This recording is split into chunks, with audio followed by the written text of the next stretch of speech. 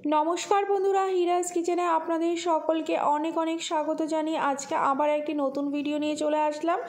আশা করি দেখে তো বুঝতেই পেরেছেন আজকে আমি কি বানাতে চলেছি। আজকে আমি বানাবো পাওভাজি রেসিপি, আর একদম ধাবা স্টাইল কিংবা ধাবাতে কিংবা রেস্টুরেন্টে কিংবা স্ট্রিট ফুড হিসাবে আমরা খেয়ে থাকি পাওভাজি রেসিপি। আর তার থেকে টেস্টে কোনো দিক থেকেই কমতি হবে না, এত সুন্দর করে আমি বানাবো। টেস্ট তো হবেই, সঙ্গে হবে অনেক অনেক হেলদি, কারণ এটার মধ্যে থাকে প্রচুর পরিমাণে সবজি। বাচ্চারা কিন্তু অনেক সময় সবজি খেতে চায় না, এইভাবে কিন্তু পাওভাজি বানিয়ে দিলে বাচ্চাটা বুঝতেও পারবে না আপনি কি কি সবজি অ্যাড করেছেন, আর খুশি খুশি ওরা খেয়েও নেবে। আমি সবসময় আপনাদের সঙ্গে শেয়ার করার চেষ্টা করি একদম ঘরোয়া উপকরণ দিয়ে সব রেসিপি বানানো, এটাও সেইভাবে বানিয়েছি। সবজিগুলো আপনারা আপনাদের ইচ্ছা খুশি নিতে পারেন। চলুন তাহলে রেসিপি দেখে নিই। তার জন্য আমি বিনস নিয়েছি, একটা আলু নিয়েছি, ফুলকপি নিয়েছি, গাজর নিয়েছি, টমেটোটাকে খুব ছোট করে কেটে নিয়েছি, বিটটাকে গ্রেট করে নিয়েছি, লঙ্কা, পেঁয়াজ আর ক্যাপসিকাম। দেওয়ার সময় আমি পরিমাণটা বলে দেবো, এটা কোনটা কতটা পরিমাণে আমি দিচ্ছি। একটা প্রেশার কুকার নিয়েছি, প্রেশার কুকারে আমি কিছুটা জল অ্যাড করে দিলাম, নুন আর হলুদ দিলাম। তারপরে যে সবজিগুলো কেটে রেখেছি, যেমন ফুলকপি, আলু, একটা বড় সাইজের আলু নিয়েছি, আর ফুলকপি একটা ছোট সাইজের ফুলকপি, আর দুটো ছোট ছোট সাইজের গাজর নিয়েছি, আর বিনসের পরিমাণটা আপনারা দেখতেই পাচ্ছেন, আর নিয়ে নিলাম এক বাটি মতন মটরশুঁটি। এবার প্রেশার কুকারে এই উপকরণগুলোকে আমি আগে সিদ্ধ করে নেবো। বিটটা কিন্তু এর মধ্যে আমি দেবো না, কারণ বিটটা দিলে কালারটা পুরো কিন্তু বেশি চেঞ্জ হয়ে যাবে, বেশি লাল লাল হয়ে যাবে। দেখুন সবজিটা একদম সিদ্ধ হয়ে গেছে, দুটো সিটি মেরে নিয়েছি। আর আপনাদের প্রত্যেকের ঘরে এরকম ধরনের ম্যাশার থাকে, সেটাতে ম্যাশ করে নেবেন। আর যার ঘরে না থাকে সেটা কিন্তু বাটি কিংবা গ্লাস দিয়েও আপনারা এটা করতে পারেন। আর সেটা যদিও ঠান্ডা হয়ে গেলে করবেন, নাহলে হাতে লাগতে পারে। দেখুন আমি ম্যাশ করে নিয়েছি, বাকিটা কিন্তু পরে করব কড়াইতে দেওয়ার পরে। এবার আমি একটা প্যান নিয়ে নিয়েছি। ধাবা স্টাইলে আমি জানি এখানে তাওয়াতে বানায়, কিন্তু তাওয়াতে আমরা মানে পারবো না, অত ভালো করে পড়ে যেতে পারে, তার জন্য আমি এরকম একটা প্যান নিয়ে নিয়েছি। প্যানে আমি 3 চামচ এখানে আমি ইউজ করেছি সাদা তেল, আর বড় 1 চামচ আমি বাটার ইউজ করেছি, আর জিরা ফোড়ন দিয়ে দিলাম। আর পেঁয়াজ দিয়ে দিচ্ছি, আমি এখানে বড় বড় সাইজের দুটো পেঁয়াজ দিলাম। আর পেঁয়াজটাকেও আশা করে দেখতে পাচ্ছেন খুবই ছোট ছোট করে কেটে নিয়েছি। যে সবজিগুলোকে আমি কাঁচা ব্যবহার করছি এখানটায়, সেটাই কিন্তু আমি খুব ছোট ছোট করে কেটে নেব। কাঁচা লঙ্কা এটা অবশ্যই আপনারা আপনাদের ঝাল বুঝে দেবেন। আমি এখানে 4টে লঙ্কাকে এরকমভাবে কেটে নিয়েছি, আর এখানে একটা মিডিয়াম সাইজের শিমলা মির্চ আমি কেটে দিয়েছি। আর শিমলা মির্চটাও দেখতে পাচ্ছেন খুবই ছোট ছোট করে আমি কেটেছি। কিন্তু শিমলা মির্চ কিংবা ক্যাপসিকামটা অবশ্যই কিন্তু আপনারা দেবেন। আর পাওভাজি রেসিপিতে ক্যাপসিকামের স্মেলটা কিন্তু খুবই ভালো লাগে, ফ্লেভারটা। আর দুটো এখানে মিডিয়াম সাইজের টমেটো, সেটাকেও আমি খুবই ছোট ছোট করে কেটেছি, সেটাও দেখতে পাচ্ছেন। যাতে সমস্ত সবজিগুলো মিশে যায়, ওইগুলো বাকিটা তো আমি সিদ্ধ করেছি, তার জন্য এটা ছোট করে কাটতে হবে। একটু সামান্য লবণ দিয়ে দিলাম, তাহলে টমেটোটা তাড়াতাড়ি গলে যাবে। আর দিয়ে দিচ্ছি আমি হলুদ হাফ চামচ লঙ্কা গুঁড়ো, আর হাফ চামচের থেকে একটু বেশি কাশ্মীরি রেড চিলি পাউডার, আর রেডিমেড পাওভাজি মশলা। এটা আমি এভারেস্টের ইউজ করেছি, আপনারা চাইলে যে কোনো ব্র্যান্ডের পাওভাজি মশলা এখানে আপনারা ব্যবহার করতে পারেন। তারপরে মশলাগুলোর সঙ্গে এই ক্যাপসিকামটা আর টমেটো আর পেঁয়াজটাকে খুব সুন্দর করে আমি কষিয়ে নেব। মশলাটা কিন্তু ভাজা হয়ে গেলে তারপরে এখানে অর্ধেকটা বিটরুট আমি গ্রেট করে রেখেছিলাম, বিটটাকে আমি দিয়ে দিচ্ছি। আপনারা যদি চান তাহলে বিটটাকেও ছোট ছোট করে কেটে সবজির সঙ্গে সিদ্ধ করতে পারেন। আমি ওটা করিনি, কারণ বাকি সেই সবজিগুলো না সব কটার কালার ওই লাল এসে যায়, যার জন্য এটা আমি আলাদা গ্রেট করে দিই। তারপরে যে ম্যাশ করে রেখেছিলাম যে সবজিগুলো, সেই সবজিগুলো আমি দিয়ে দিচ্ছি।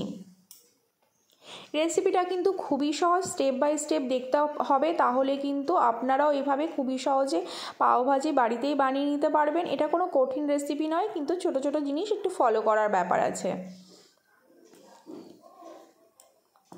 আমি মিশিয়ে নিয়েছি সমস্ত সবজিগুলো মশলার সঙ্গে। এখন যে ম্যাশারটা ছিল, সেই ম্যাশার দিয়ে আমি সুন্দর করে এটাকে কিন্তু ম্যাশ করব। একদম ম্যাশ করব না আমি পুরো, আমার একটু সবজি ছোট ছোট টুকরো থাকে, সেটা কিন্তু আমার খেতে বেশি ভালো লাগে, তার জন্য আমি সম্পূর্ণটা ম্যাশ করছি না। দেখুন হয়ে গেছে, আর ম্যাশ করব না আমি। সবজির যে ছোট ছোট টুকরো আছে এটা কিন্তু মুখে পড়লে বেশি ভালো লাগে। আপনারা চাইলে আরও ম্যাশ করে নিতে পারেন। এই ম্যাশার যদি আপনাদের ঘরে না থাকে, আমি আবারও বলছি গ্লাস দিয়েও আপনারা করতে পারেন। 1 চামচ চিনি অ্যাড করে দিলাম সমস্ত টেস্টটাকে একটু ব্যালেন্স করার জন্য। আর অনবরত এইভাবে নেড়ে নেড়ে আমি কিন্তু এটাকে রান্না করে নেব।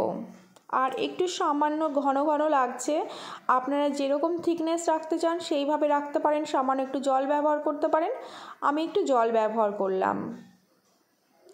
এবার জল ব্যবহার করার পরেও আমি 8-10 মিনিট সুন্দর করে রান্না করে নেব। এটা কিন্তু লো ফ্লেমে অবশ্যই করবেন, নিচে থেকে লেগে যাওয়ার সম্ভাবনা থাকে।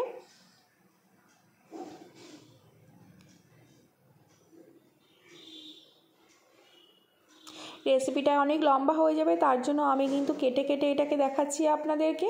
আমি আরও 5 মিনিট রান্না করে নিয়েছিলাম। দেখুন কত সুন্দর হয়ে গেছে। আমার প্রায় রেডি হয়ে গেছে পাওভাজি।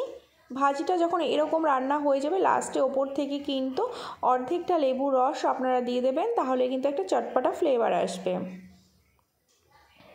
লেবু রসটা দিয়ে আর রান্না করার বেশিক্ষণ প্রয়োজন নেই।